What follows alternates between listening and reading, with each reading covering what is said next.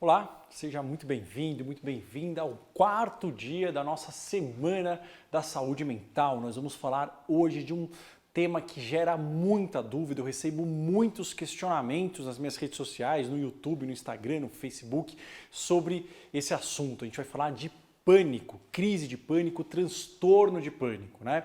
Como vocês viram, né, no primeiro dia, quando eu falei da ansiedade, eu falei um pouquinho já. Por quê? Porque o transtorno de pânico, né, as crises de pânico, são um subtipo de quadros ansiosos, mas eu resolvi fazer um dia específico para falar do pânico, porque eu sei que isso gera muita dúvida, afeta muita gente, gera muito sofrimento. Então hoje nós vamos aprender tudo sobre transtorno de pânico, né? Então, o que a gente vai aprender? Como sempre, o que é o pânico, qual que é o diagnóstico, como é feito o diagnóstico, quais as causas, né, que podem levar uma pessoa a ter uma crise de pânico, um transtorno de pânico, como que é o tratamento e, como sempre, eu vou dar aí uma orientação, uma dica de formas que a gente pode manejar isso no nosso dia a dia, né? Então, o que é, né? Na verdade, para a gente entender o pânico, é importante a gente entender o que é o medo, né? Então, pânico é medo, certo? Então, o que é o medo? O medo é um alarme, né? É uma resposta automática de alarme, que é ligado quando o nosso cérebro percebe um perigo. O medo, qual que é a diferença do medo para a ansiedade, né? A ansiedade, ela é aquela apreensão quando a gente percebe que pode vir um perigo, quando tem um perigo potencial ou quando tem uma ameaça desconhecida. Medo não. Medo é uma resposta intensa, é uma descarga abrupta de adrenalina quando a gente está vendo o perigo, né? Então, por exemplo, né, se tivesse um animal perigoso, né, começasse a se aproximar, um leão, um tigre vindo correndo na nossa frente para devorar a gente. O que a gente ia sentir? A gente ia sentir uma resposta de medo. Então, medo é isso, é quando vem alguma coisa atacando a nossa integridade, alguma coisa que está ameaçando a nossa vida, a gente tem uma descarga adrenalina brutal. A diferença da ansiedade é que na ansiedade a descarga adrenalina é um pouquinho mais lenta e constante. O medo é um raio, porque a gente está vendo o perigo, certo? Então, o que aconteceria, né, nesse caso aí de um animal, um tigre vindo na sua direção, né? O coração ficaria acelerado, a respiração ficaria mais rápida, mais ofegante, músculos tensos, pele suada, pensamentos mais rápidos. Ou seja, é aquela mesma resposta que a gente viu no vídeo da ansiedade, só que ela é como um raio. Ela não vai vindo, né, devagarinho, ela vem que nem um pico. Por quê? Porque é uma ameaça iminente à sua vida. Você está vendo o perigo real, o perigo não pode acontecer, ele já está lá, certo? Essa resposta de alarme é um importante mecanismo de sobrevivência, faz parte da resposta de luta ou fuga. Só que o que acontece, né? Às vezes esse raio, então essa reação que a gente tá tendo, quando vem um leão, quando alguém aponta uma arma pra gente, a gente está vendo a arma, né? A gente não está num beco escuro que pode vir o ladrão, não. O assaltante já veio e ele está com a arma pra gente. Essa resposta, né, que esse alarme que é importante para a gente poder decidir o que a gente vai fazer, esse alarme às vezes ele é disparado mesmo em situações onde não tem o tigre, onde não tem o assaltante. Então imagina ter essa reação sem que haja nenhuma ameaça objetiva. Ou seja, imagina você ter um alarme falso. O pânico é isso, é uma reação de medo intensa, é um alarme falso de perigo em situações onde não existe essa ameaça real nem identificável, é automática, é sem controle, né? Então, em outras palavras, o ataque de pânico é um alarme falso de perigo do cérebro, né? Quais são as características, então, de uma crise de pânico? Normalmente, ela atinge o pico entre 1 e 10 minutos, né? É diferente de um momento de ansiedade ou de uma crise de ansiedade, onde ela é mais constante. O pânico não. O pânico ele é uma subida de montanha-russa, né? Enquanto a ansiedade é mais uma pista ondulada, né? Cheia de buracos, o pânico é uma montanha-russa. Então, o ápice ele dura aproximadamente 5 a 10 minutos, né? Às vezes dura um pouco mais porque a pessoa ela fica com muito receio de ter aquilo e lembrando da crise de pânico e com muito medo de ter novas crises ou de piorar. Isso normalmente ocorre com o tempo, então às vezes a gente pode amplificar isso. Mas normalmente em 5 a 10 minutos a gente chega no pico dele. Então é uma montanha-russa que a gente chega no topo de 5 a 10 minutos, né? E depois ela vai diminuindo e a pessoa ela fica meio, né, convalescentes, recuperando depois, né? Dificilmente dura mais de meia hora, tá? O ataque todo, tá bom? Então, normalmente, a primeira crise, a pessoa, ela fala como se surgisse do nada. E quando eu estou conversando com o paciente, ele relata a crise de pânico, muitos pacientes sabem exatamente o dia, o horário, que horas que eram, aonde eles estavam, eles conseguem lembrar exatamente como foi a primeira crise. Ele fala, eu acho que eu estava... Não, ele sabe aonde ele estava, ele sabe o que ele estava fazendo. Por quê? Porque é um sentimento desesperador, é um pico, é um raio de adrenalina que entra no corpo, né? Então, a primeira normalmente ela surge do nada. Depois de um tempo, a pessoa ela pode ficar mais propensa a ter crises de pânico em ambientes específicos ou frente a situações específicas. Mas normalmente no começo é uma coisa inesperada do nada, sem explicação, tá? Então, a crise de pânico ela não está ligada à atividade física leve ou intensa. Isso é importante. Eu já falar logo no começo, vou falar depois no fim. Por quê? Porque como o pânico ele vem com muito sintoma físico, a pessoa ela fica desesperada, com muito medo de ter uma nova crise, porque é uma sensação de morte iminente, uma sensação assim, minha vida está sendo ameaçada, né? Então é como se ela sentisse que um tigre está vindo, que alguém está apontando uma arma. É horroroso aquilo. E as sensações físicas de taquicardia, de palpitação, a pessoa ela tem medo de sentir aquilo.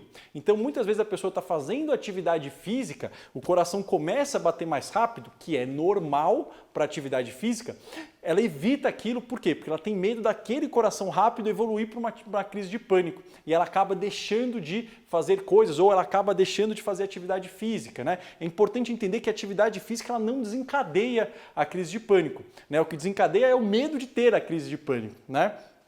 E a crise de pânico em algumas pessoas ela tem, né? Todo mundo pode ter uma vez ou outra, mas em algumas pessoas essas crises ficam recorrentes, ela começa a ter novas crises, né? E quando ela tem a crise de pânico, a pessoa tem um desejo forte de escapar, de sair daquilo, né? De ir para um local seguro, porque ela tem uma ideia de que algo muito grave está acontecendo com a própria vida dela. A pessoa com pânico dificilmente fica parada ali, vamos esperar o pânico passar. Não, a pessoa ela quer fazer algo para abordar aquela situação. Cerca de 20% das pessoas vão ter uma crise de pânico em algum momento da vida. Tá? Então, ter uma crise de pânico não quer dizer que você tem um transtorno de pânico ou, popularmente, síndrome do pânico. A gente pode ter uma crise dessa, pode ser que ocorra, né? Só que cerca de 4% das pessoas vão evoluir para essas crises recorrentes e ter um diagnóstico de transtorno de pânico, né?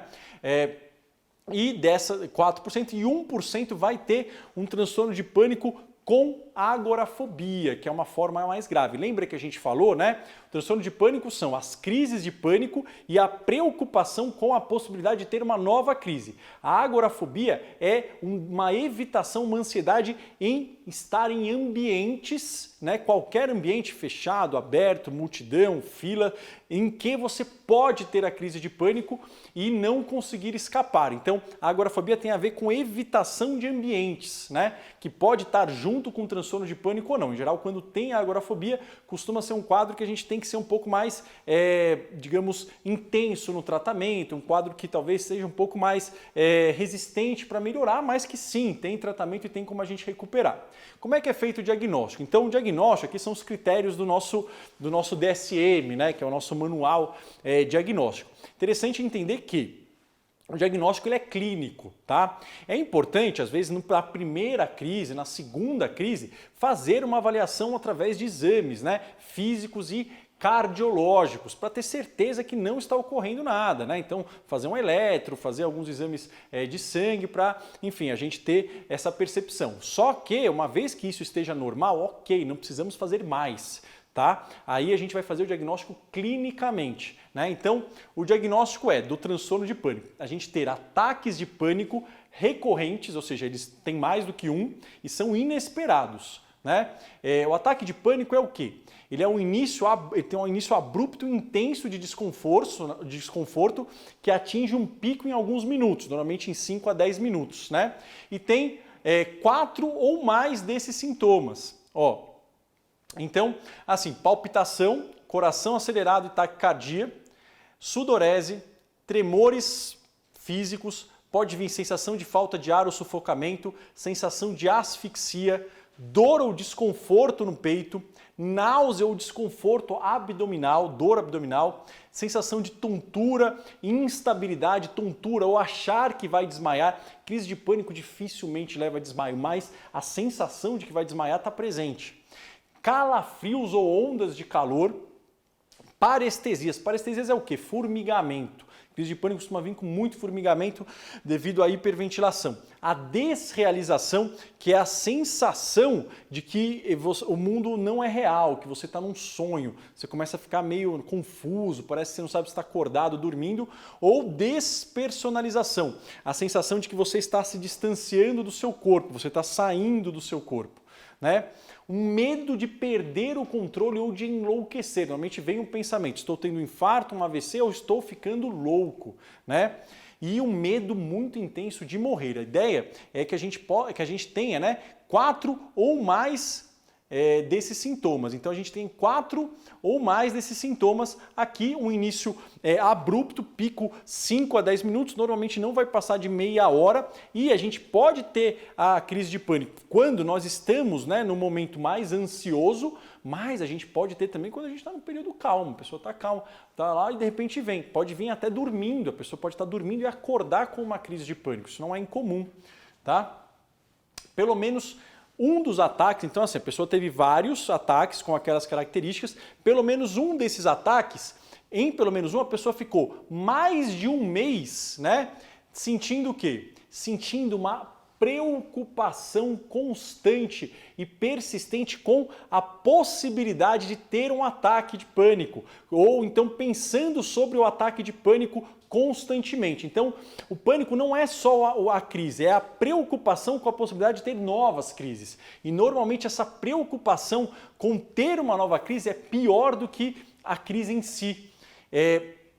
E a pessoa ela tem uma alteração no comportamento para lidar com os ataques. Então, às vezes ela tenta ir num lugar, sentar perto da saída, ou evitar tal situação, ou evitar fazer, por exemplo, caminhada, esteira, bicicleta, para não sentir aquilo. Então, ela tem que ter alguma alteração de comportamento que esteja relacionada. Às vezes a pessoa não tem a agorafobia, mas alguma coisinha ela já está mudando na rotina dela, devido à crise de pânico. Então, o transtorno de pânico tem 3 características. Crises de pânico, preocupação excessiva com a possibilidade de ter uma nova crise e mudança de comportamento pelo fato de ter a crise ou para evitar ou para lidar melhor com essa crise. Então, essas são as 3 características para a gente falar que a pessoa tem um transtorno de pânico. E por que a pessoa pode ter o transtorno de pânico? O que é importante entender, né? Isso eu vou repetir depois. É a gente entender que a primeira vez, né, que você tem a crise, é importante você fazer uns exames, claro, né, para ver se não tem nada cardíaco, nada físico. Mas uma vez que isso está descartado e você tem, de repente, novas crises, e as crises têm características relativamente parecidas, aquilo lá não é uma coisa física, você já avaliou aquilo. Provavelmente tem a ver com uma crise, um transtorno de pânico. Isso é importante, é interessante entender que, caso isso ocorra e você já descartou, a crise de pânico ela é muito, muito ruim, ela é uma sensação desesperadora, uma sensação de morte iminente, eu não estou negando isso. Mas o importante é você saber, pelo menos racionalmente, que a crise de pânico ela não mata, ela não é fisicamente letal e ela passa.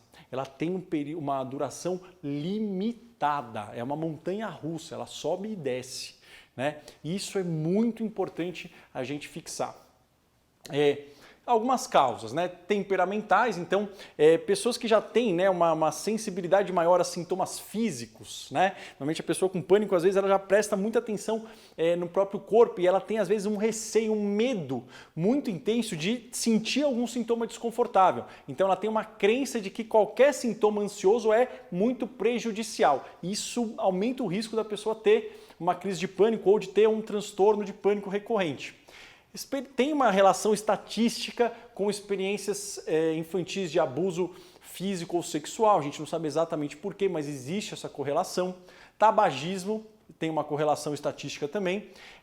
Normalmente, a pessoa que começou a ter, né, um transtorno de pânico, ela refere a alguns eventos estressores alguns meses anteriores ao ataque de pânico. Pode ser que no momento ela esteja calma, ela não esteja ansiosa e venha. Só que normalmente, meses anteriores ao primeiro ataque, a pessoa refere a alguns eventos estressores. Então não é incomum ter, por exemplo, um uso de substância, né? Então a pessoa usou uma vez MDMA e depois ela começou a ter crise de pânico e evoluiu para um transtorno de pânico, ou ela teve uma perda na família, ela teve um evento muito intenso na rotina dela que mudou e aí passou alguns meses, veio a crise de pânico. Então existe, né, esse relato, né, normalmente que alguns meses antes alguma mudança pode ter ocorrido, tá?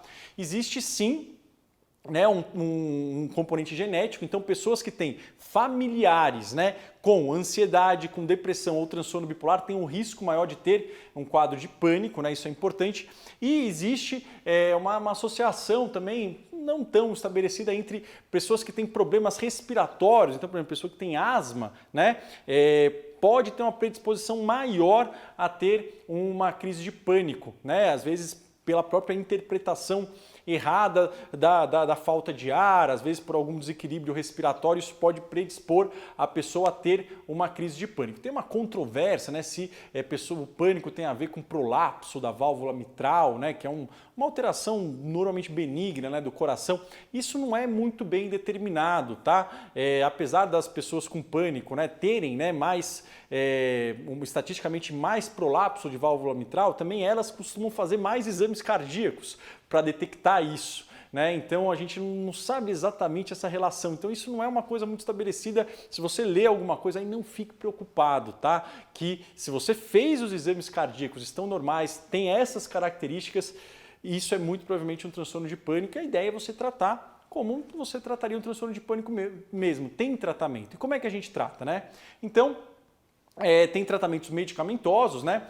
O principal modelo, né, de tratamento, a principal medicação que a gente introduz são os inibidores da recaptação da serotonina, né? Essas são normalmente as medicações de primeira linha, né? Exemplos, né? Então, fluvoxamina, Luvox, paroxetina, escitalopram, citalopram, sertralina, fluoxetina, todos esses são inibidores seletivos da recaptação da serotonina. Interessante entender que no pânico tem que começar com uma dose muito baixa.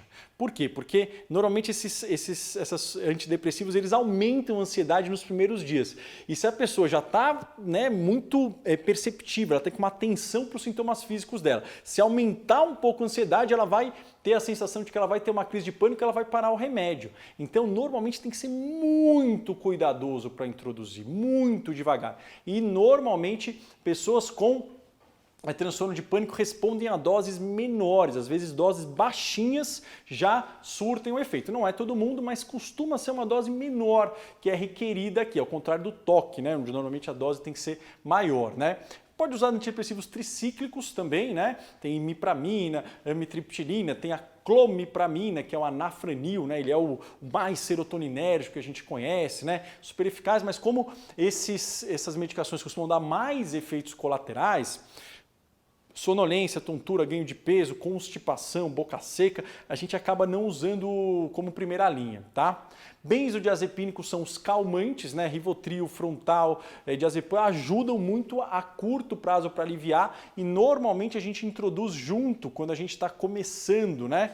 O inibidor seletivo. Buspirona é o Ancitec, alivia um pouco também, né? É menos eficaz que os benzodiazepínicos, mas às vezes a gente coloca como alívio, né? Não é uma medicação que tem evidência a longo prazo, né? A longo prazo são os inibidores seletivos mesmo, mas às vezes para alívio a gente pode usar. A gente pode usar às vezes beta-bloqueadores, que são remédios para pressão, por exemplo, o propranolol, que tem que ser tomado com cuidado, pessoas com asma não podem tomar, pessoas que têm arritmias, né, bloqueio de ramo, enfim, cardíaco não pode tomar, então tem que ter com cuidado, que elas bloqueiam os sintomas sintomas físicos periféricos da adrenalina. Não tira os pensamentos, mas às vezes diminui esses sintomas físicos, a pessoa fica um pouco mais confortável, tá?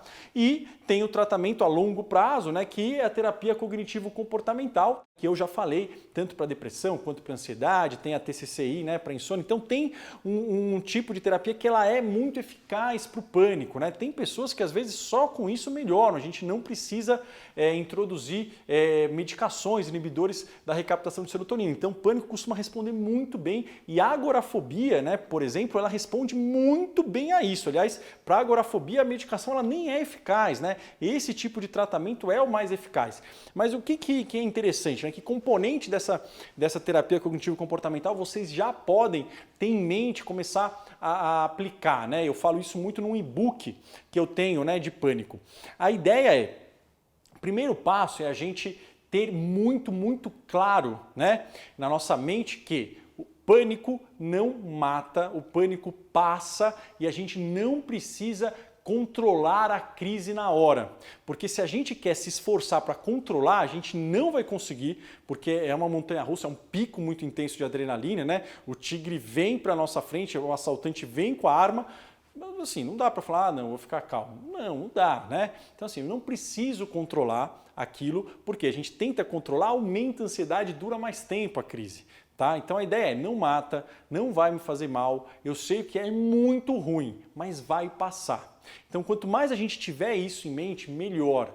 Tá? Isso evita a gente ampliar a crise, né? Ou querer fazer alguma coisa para passar rápido, isso amplifica, a crise dura mais tempo.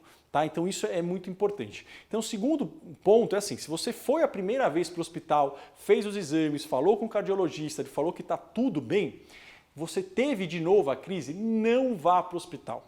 Tá? Eu sei que parece, né, difícil para algumas pessoas com pânico costumam ir várias vezes ao pronto-socorro. Não vá.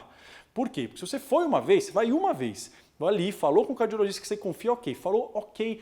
Não faça outros exames, não fique na internet, evite isso. Por quê? Porque isso alimenta a crise de pânico. A gente tem que ensinar para o nosso cérebro que aquilo lá não é ameaçador, né? Se a gente está indo toda hora para o hospital, a gente vai dando mais importância para a crise, a gente vai ensinando para o nosso cérebro que de fato aquilo é uma ameaça importante, então não dá para ele relaxar. Então toda vez que a gente vai para o hospital, a gente está alimentando a crise de pânico. Vai a primeira vez, faz os exames, ouve a opinião de um médico que você confia, ok, veio de novo, não vá, evite ir. Tá? E a outra coisa que pode ajudar você a ir se familiarizando com a crise, é a gente vai ter que ensinar o nosso cérebro que aquele sintoma ele não é desagradável para ele parar de brigar. E quanto mais a gente conseguir esperar a crise vir e passar, sem mexer, sem sair, sem fazer outra coisa, mais o cérebro vai entendendo que aquilo não é ameaçador e menos ele vai produzindo crise.